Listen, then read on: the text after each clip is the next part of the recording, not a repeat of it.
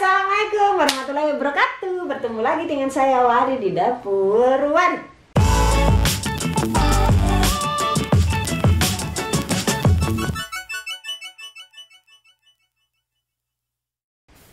kita akan menjawab pertanyaan-pertanyaan ringan seputar nastar. Apa itu pertanyaan-pertanyaan ringan? Jadi pertanyaannya nggak begitu susah sebenarnya. Tapi mungkin teman-teman kadang mikir ini apa ya, ini gimana ya gitu ya. Jadi saya akan mencoba men-share apa yang sudah saya alami. Jadi ini seputar nastar. Jadi teman-teman mungkin ada yang bertanya-tanya untuk bentuk nastar itu seperti apa. Kebanyakan bentuk nastar itu bundar-bundar. Itu yang klasik, kalau mereka bilang tuh klasik, tanpa tanpa topping-topping seperti keju, cengkeh seperti itu ya. Itu yang pertama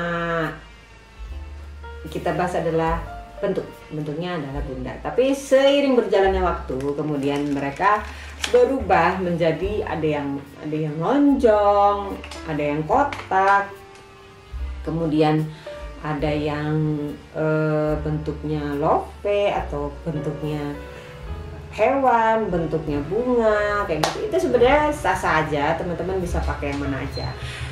Dan kalau misalnya teman-teman ya pengen nggak begitu ribet, teman-teman tuh bisa pakai yang nastar gulung itu. Jadi teman-teman bisa lihat di YouTube itu ada namanya nastar gulung. Jadi udah ada adonan, terus ada selingnya kita taruh, terus digulung aja pakai garpu gitu. Yang saya lihat seperti itu.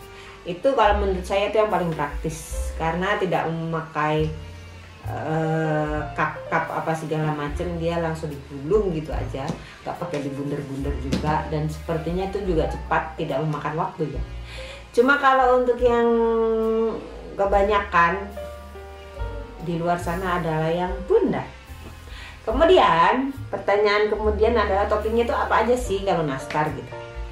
Jadi toppingnya itu sekarang macam-macam. Kalau dulu itu kan klasik itu kan nggak ada topping ya. Sekarang tuh ada macam-macamnya, itu ada keju, ada cengkeh, ada coklat dikasih gitu, yang diurut coklat, ada juga yang toppingnya almond seperti itu. Banyak sebenarnya. Teman-teman bisa menggunakan apa aja, dan itu tergantung dari jenis nastar teman-teman, disesuaikan aja, jangan nggak nyambung ya. Jadi misalnya nastarnya nastar keju terus toppingnya coklat gitu kan nggak nyambung. Jadi sesuaikan aja dengan nastar teman-teman. Kemudian isiannya itu apa aja?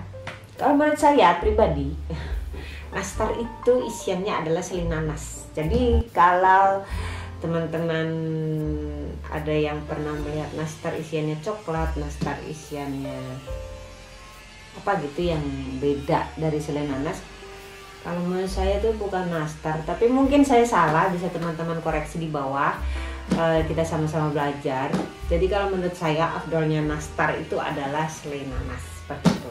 Kemudian untuk teman-teman yang biasanya berjualan, teman-teman mungkin bingung dengan kemasannya, packagingnya. Jadi teman-teman ada banyak packaging dari nastar sendiri, ada yang toples tabung, ada yang toples mika, ada juga yang tin wall seperti ini. Semuanya itu harus diselotip ya di bagian pinggir seperti itu. Dan teman-teman bisa menggunakan kertas untuk penyekat tiap penyekat tiap sapnya. Jadi satu sap pakai kertas, kertas. Itu kertasnya itu yang pinggirnya bolong-bolong gitu, itu namanya adalah kertas doli. Kertas doli teman-teman bisa cari di Shopee atau Tokopedia atau di toko-toko bahan kue, itu banyak dan harganya nggak begitu mahal. Jadi kalau menurut saya lebih aman seperti itu. Kenapa? Karena nastar yang bagian atas itu tidak akan hancur dengan nastar bagian bawahnya seperti itu. Kemudian untuk pengemasan keluar kota tuh sebenarnya bisa aja, cuma saya nggak jamin ya gimana caranya supaya nastar itu nggak hancur, karena sepadat-padatnya nastar ya kan paketnya itu kan nanti bakal ketindih-tindih paket lainnya ya. Jadi seaman apapun dia bakal ketindih. Jadi saya nggak jamin, dan juga nggak jamin juga dia nggak ngelempar barang yang kecil ya, karena nastar, karena toples-toples itu kan nggak gede, dia asal lempar gitu saya nggak tahu. Jadi saya tidak menyarankan untuk itu ya dikirim keluar kota. Tapi kalau teman-teman mau coba silakan. Cuma kalau mau mengirim keluar kota, teman-teman pastikan nastar teman-teman itu tidak begitu rapuh. Ya, kalau rapuh sampai sana entahlah. Nah, teman-teman kalau ngomong soal rapuh, teman-teman itu mungkin ada yang bertanya kenapa kok nastar teman-teman rapuh langsung hancur gitu. Itu tergantung, kalau menurut pengalaman saya itu tergantung dari cara teman-teman mengaduk adonannya, itu bisa jadi. Kemudian juga dari penggunaan butter teman-teman, seperti itu.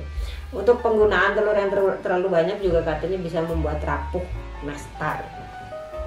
Kalau untuk olesan teman-teman bisa menyesuaikan aja. Misalnya teman-teman mau bikin nastar klepon seperti itu.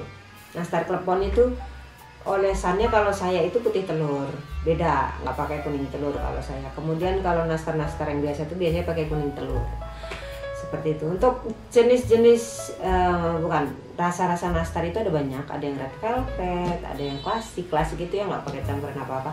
Ada yang matcha, ada yang macam-macam deh, ada yang coklat gitu. Kalau saya untuk yang nastar rasa-rasa seperti red velvet, matcha seperti itu saya menggunakan perisa cair itu saya pakai yang red bell, itu bisa. Kalau teman-teman mau pakai merek lain sepertinya masih bisa karena sama-sama cairan ya. Tapi tetesnya dikit-dikit dulu, jangan terlalu banyak ya. Begitu aja, semoga bermanfaat buat teman-teman. Untuk yang mau sharing-sharing di bawah boleh banget. Kita sama-sama belajar. Sampai jumpa, terima kasih.